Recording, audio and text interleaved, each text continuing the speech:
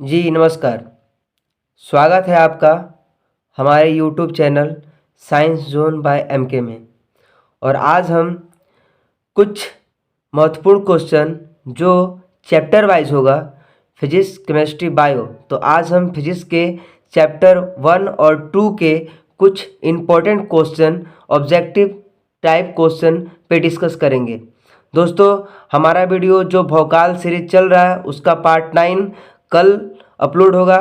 एक दिन गैप होता है, तो इस गैप में आज हम फिजिक्स के चैप्टर 1 और चैप्टर 2 के कुछ इम्पोर्टेंट क्वेश्चन के बारे में चर्चा करेंगे। इसी तरह आज ये आपका चैप्टर वाइज का पार्ट 1 है, पार्ट 2 आएगा, और इसी तरह करते करते हम फिजिक्स के सारे चैप्टर के ऑब्जेक्टिव क्वेश्चन को डील करेंगे। प्लस इसके साथ साथ हमारा भौकाल का जो तांडव है ऑब्जेक्टिव वो चलता रहेगा। तो आइए देर ना करते हुए स्टार्ट करते हैं आज का हमारा ये सेशन। और दोस्तों, हमारे चैनल पे आने के लिए, हमारे चैनल पे बने रहने के लिए, वीडियो देखने के लिए आपका बहुत बहुत धन्यवाद। ऐसे ही अपना सपोर्ट और प्यार दें और वीडियो को पूरा देखें और अपने दोस्तों के साथ ज़रूर शेयर करें और लाइक ज़रूर करें। आइए स्टार्ट करते हैं आज का हमारा ये सेशन। साइंस भौतिकी अध्याय 1 और 2 के सभी वस्तुनिष्ठ प्रश्न। पहला क्वेश्चन है, प्रकाश की किरण गमन करती है। प्रकाश की किरण गमन करती है, तो प्रकाश की किरण गमन करती है सीधी रेखा में, टेढ़ी रेखा में, किसी भी दिशा में, इनमें से कोई नहीं। तो हमारा सही आंसर हो जाएगा ऑप्शन नंबर ए, प्रकाश की किरण सीधी रेखा में गमन करती है। आंसर यहाँ पे दिया हुआ है, आप देख सकते हैं। अगला क्वेश्चन है क्वेश्चन नंबर 2, प्रकाश का वेग न्यूनतम होता है।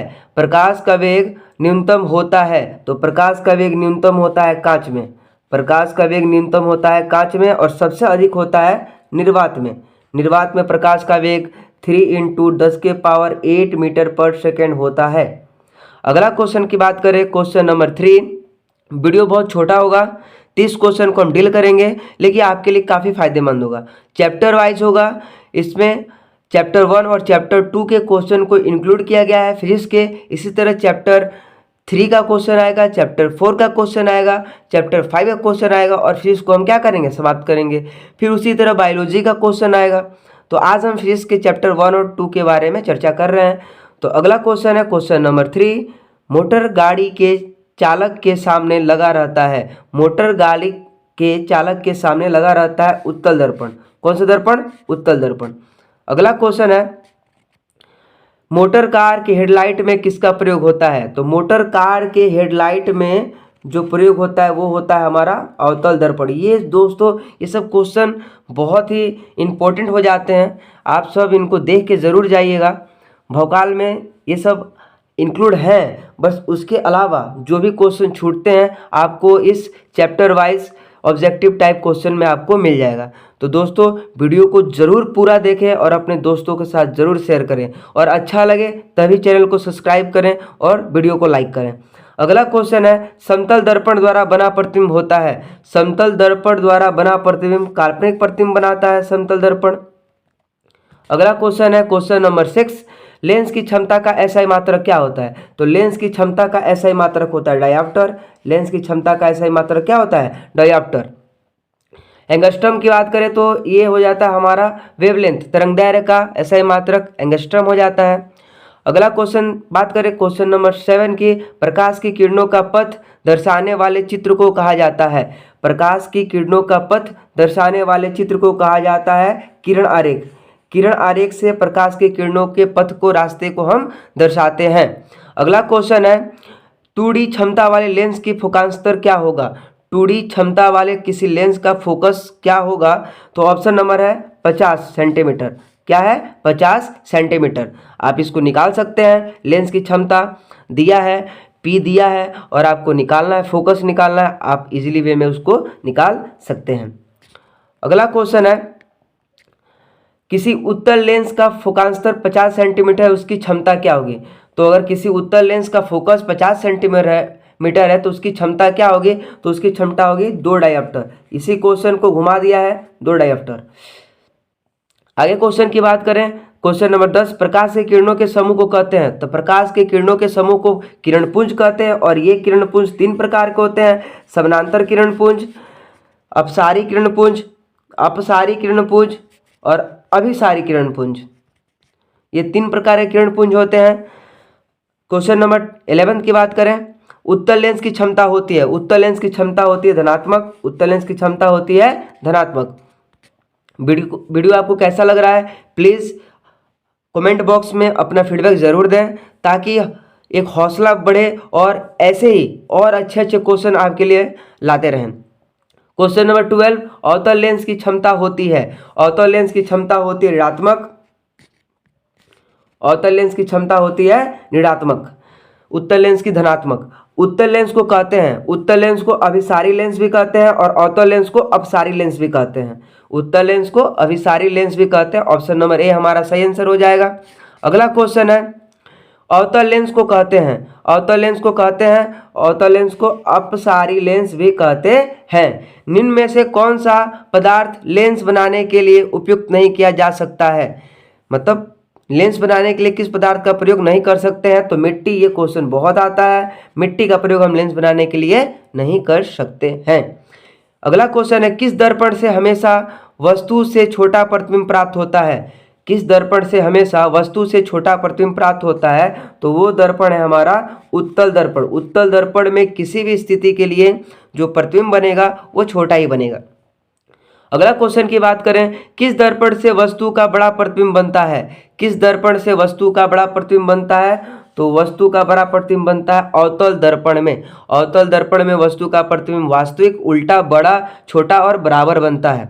इसके लिए एक मास्टर फार्मूला है जो कभी आपको बता दिया जाएगा, एक वीडियो लाया जाएगा, उसमें आपको मास्टर फार्मूला बताया जाएगा कि कहाँ पे वस्तु को रखने पे कहाँ प्रतिबिंब बनता है। काफ़ी इजी वे में आप उसको याद कर सकते हैं, उससे 24 के 24 क्वेश्चन आपके डील हो जाएंगे। अगला क्वेश्चन है, प्रकाश के परावर्तन के कितने नियम हैं, प्रकाश के परावर्तन के कितने नियम हैं, 2 नियम है। पहला नियम है आपतित किरण, परावर्तित किरण और आपतन बिंदु पर डाला गया अभिलंब तीनों एक ही तल में होता है, और दूसरा नियम है आपतन कोण परावर्तन कोण के बराबर होता है। तो प्रकाश के परावर्तन के 2 नियम।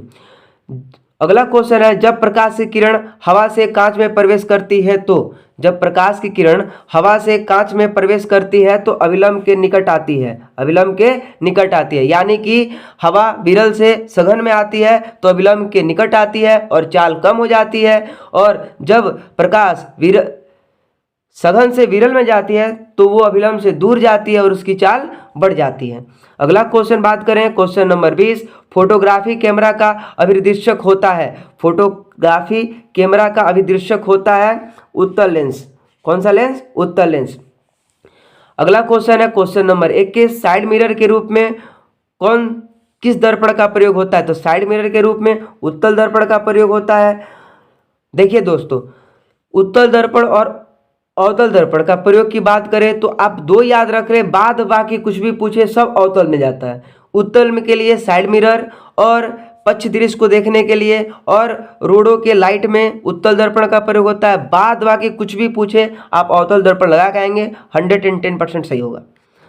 आगे हम क्वेश्चन की अगर बात करें, क्वेश्चन नंबर 22, एक अवतल दर्पण की फोकस दूरी 10 सेंटीमीटर है तो इसकी वक्रता त्रिज्या क्या होगी, तो 10 सेंटीमीटर फोकस दूरी है तो वक्रता त्रिज्या 20 हो जाएगी, क्योंकि f बराबर r/2 होता है तो r बराबर क्या हो जाएगा 2f।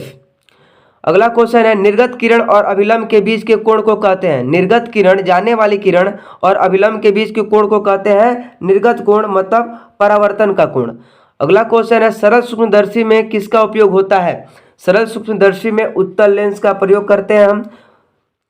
क्वेश्चन नंबर 25, किस लेंस के द्वारा सिर्फ काल्पनिक प्रतिबिंब बनता है, तो अवतल लेंस में सिर्फ काल्पनिक प्रतिबिंब बनता है। आगे हम क्वेश्चन की बात करें, परावर्तन के नियम से निर्धारित होता है, परावर्तन के नियम से निर्धारित होता है कि आपतन कोण जो आई है वो बराबर होता है आर के। मतलब जितना दहेज घर वाली को मिलेगा उतना ही दहेज बाहर वाली को मिलेगा। अगला हम बात करें क्वेश्चन नंबर 27, काल्पनिक प्रतिबिंब बनता है। काल्पनिक प्रतिबिंब बनता है। काल्पनिक प्रतिबिंब हमेशा कल्पना क्या होती है? कल्पना हमेशा सीधा होती है।